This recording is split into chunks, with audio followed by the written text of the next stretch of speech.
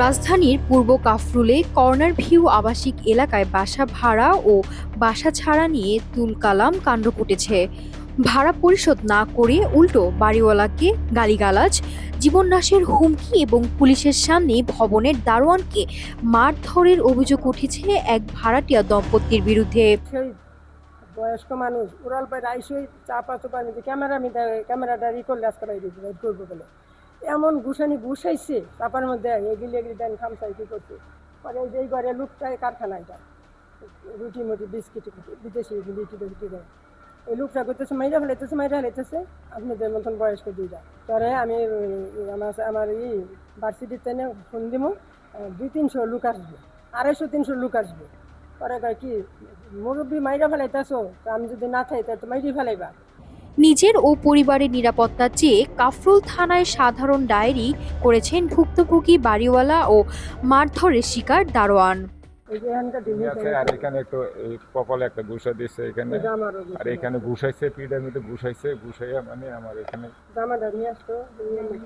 জামা তো মোবাইলে ছবি আছে। রাজধানীর পূর্ব কাফরুলের কর্নার ভিউ আবাসিক এলাকা।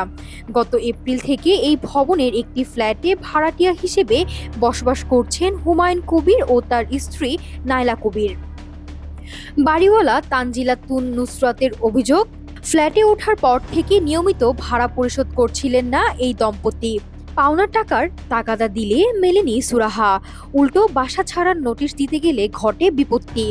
গত 20 আগস্ট রাতে বাসা ছাড়াকে কেন্দ্র করে বাড়িওয়ালাকে গালিগালাজের পাশাপাশি দেয়া হয় জীবননাশের হুমকি। বলে আমাকে নাকি খুন করবে, আমি ঢুকতে দেব না।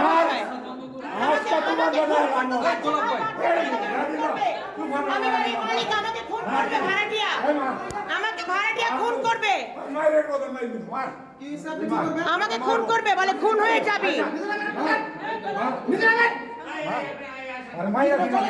আমাকে বলে খুন করবে। পরিস্থিতি নিয়ন্ত্রণে পুলিশ ডাকা হলেও পুলিশের সামনে ভবনের সিকিউরিটি গার্ডকে মারধরের অভিযোগ ওঠে ভাড়াটিয়া নাইলা কবিরের বিরুদ্ধে। এসব ঘটনায় চরম নিরাপত্তাহীনতায় ভুগছেন বাড়িওয়ালা তানজিলা ও ভবনের নিরাপত্তা কর্মী।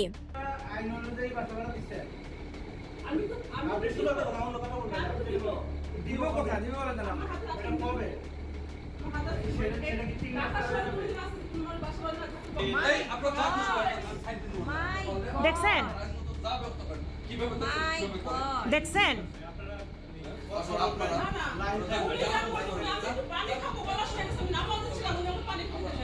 সার্বিক নিরাপত্তার চেয়ে কাফরুল থানায় আলাদা সাধারণ ডায়েরি করা হয়েছে।